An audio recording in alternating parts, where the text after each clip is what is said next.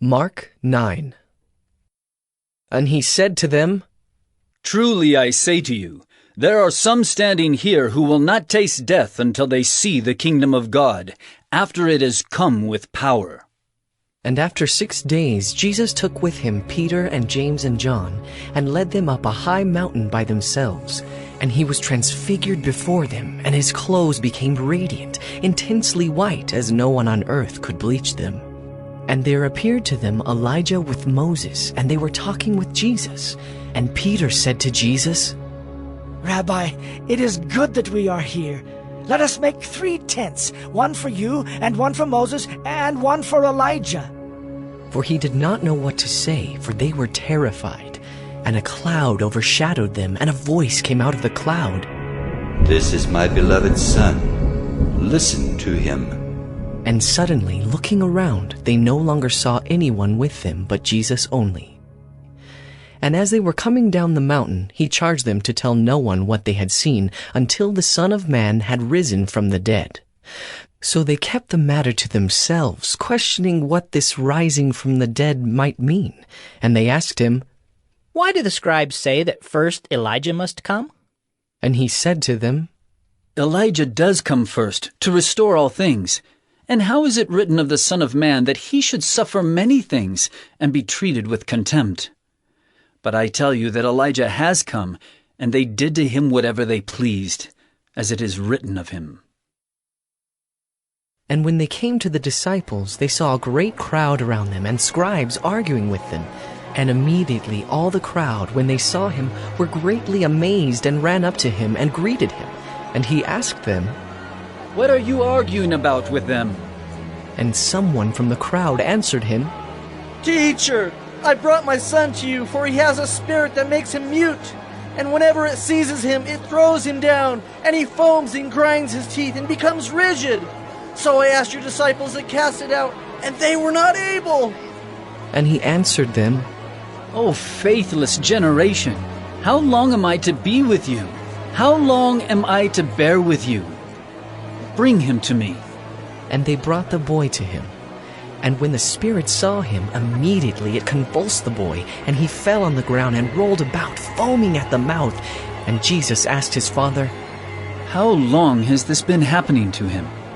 And he said, From childhood. And it has often cast him into fire and into water to destroy him. But if you can do anything, have compassion on us and help us. And Jesus said to him, If you can, all things are possible for one who believes. Immediately the father of the child cried out and said, I believe. Help my unbelief. And when Jesus saw that a crowd came running together, he rebuked the unclean spirit, saying to it, You mute and deaf spirit, I command you, come out of him, and never enter him again. And after crying out and convulsing him terribly, it came out, and the boy was like a corpse, so that most of them said, He is dead. But Jesus took him by the hand and lifted him up, and he arose. And when he had entered the house, his disciples asked him privately, Why could we not cast it out? And he said to them, This kind cannot be driven out by anything but prayer. They went on from there and passed through Galilee. And he did not want anyone to know, for he was teaching his disciples, saying to them, The Son of Man is going to be delivered into the hands of men, and they will kill him. And when he is killed, after 3 days he will rise. But they did not understand the saying, and were afraid to ask him.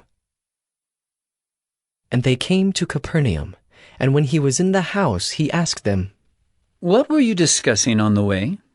But they kept silent, for on the way they had argued with one another about who was the greatest. And he sat down and called the 12, and he said to them, If anyone would be first, he must be last of all, and servant of all.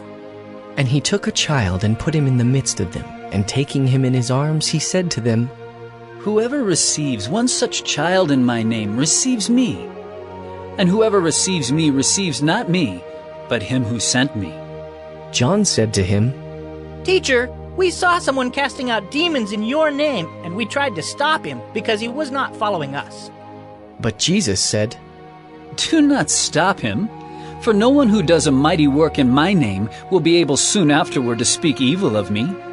For the one who is not against us is for us. For truly I say to you, whoever gives you a cup of water to drink because you belong to Christ will by no means lose his reward. Whoever causes one of these little ones who believe in me to sin, it would be better for him if a great millstone were hung around his neck and he were thrown into the sea. And if your hand causes you to sin, cut it off. It is better for you to enter life crippled than with 2 hands to go to hell, to the unquenchable fire. And if your foot causes you to sin, cut it off. It is better for you to enter life lame than with 2 feet to be thrown into hell. And if your eye causes you to sin, tear it out. It is better for you to enter the kingdom of God with 1 eye than with 2 eyes to be thrown into hell, where their worm does not die and the fire is not quenched. For everyone will be salted with fire.